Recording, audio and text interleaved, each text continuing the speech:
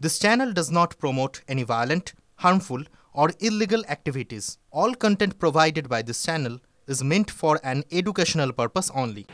একই রকম রয়েছেন পার্থ চট্টোপাধ্যায়। বৃহস্পতিবার বিকেলে শারীরিক অবস্থার অবনতি হয় পার্থ চট্টোপাধ্যায়কে এসএসকেএম এর কার্ডিওলজির আইসিইউ ব্লকে স্থানান্তর করা হয়। সেখানেই তিনি এখন চিকিৎসাধীন রয়েছেন। ন্যাজাল ক্যানুলার মাধ্যমে তাকে বাইরে থেকে অক্সিজেন দিতে হচ্ছে।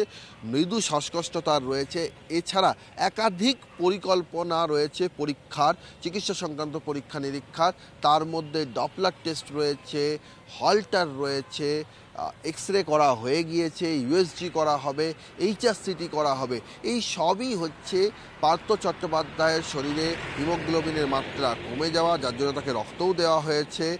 তার যে পায়ে ফোলা ভাব রয়েছে, ক্রিয়েটিনিন মাত্রা বেড়ে গিয়েছে, হৃদস্পন্দন অনিয়মিত, সেখানে হৃৎপিণ্ডের যে মাংসপেশি সেখানে রক্ত সরবরাহ সেটা বাধাপ্রাপ্ত হচ্ছে। সেই সমস্ত জায়গাগুলো কী কারণে হচ্ছে সেগুলোই খতিয়ে দেখার জন্য পরীক্ষা নিরীক্ষা যা করা দরকার সেই সকল পরীক্ষা নিরীক্ষা করা হয়েছে। চিকিৎসকরা জানাচ্ছেন যে এখনই বিপদ কেটেছে, এ কথা বলার মতো অবস্থা নেই। ক্যামেরায় অভিজিৎ দাসের সঙ্গে সৌরভ দত্ত, টিভি9 বাংলা, কলকাতা।